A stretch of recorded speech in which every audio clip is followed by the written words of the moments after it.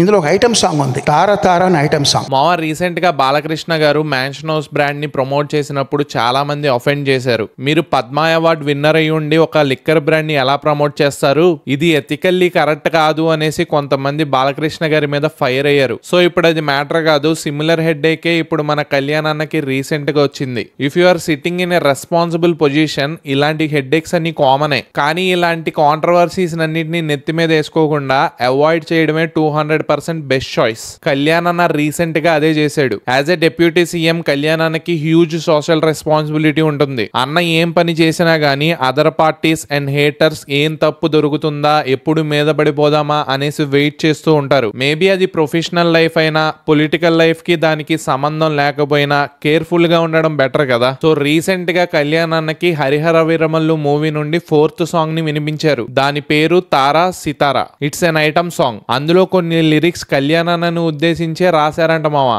కీరవాణి గారు చెప్పారు. నార్మల్ గా ఈ సాంగ్ వల్ల నెగిటివిటీ బాగా పెరుగుతుంది, నెగిటివిటీ వల్ల ఫేమ్ కూడా వస్తుంది. కానీ కళ్యాణ్ గారు అవేమీ నాకొద్దు, ఆ కొన్ని లిరిక్స్ ని మార్చి రాయండి అనేసి కీరవాణి గారిని అలాగే మూవీ టీమ్ ని రిక్వెస్ట్ చేశారంట. ఇంకా కీరవాణి గారు కూడా అర్థం చేసుకుని సాంగ్ ని మార్చి రాశారు. సో ఇదంతా కీరవాణి గారే ఒక ప్రెస్ మీట్ లో చెప్పారు. అందుకే అంటారు, మనం ఉన్న పొజిషన్ ని మైండ్ లో పెట్టుకుని మనం తీసుకోబోయే నెక్స్ట్ స్టెప్స్ ని 1 or 2 times క్రాస్ చెక్ చేసుకుని చేయాలనేసి. That's it guys. ఇంకెవరైనా సబ్స్క్రైబ్ చేసుకోకపోతే మేక్ షూర్ టు సబ్స్క్రైబ్. ఉంటా, బై.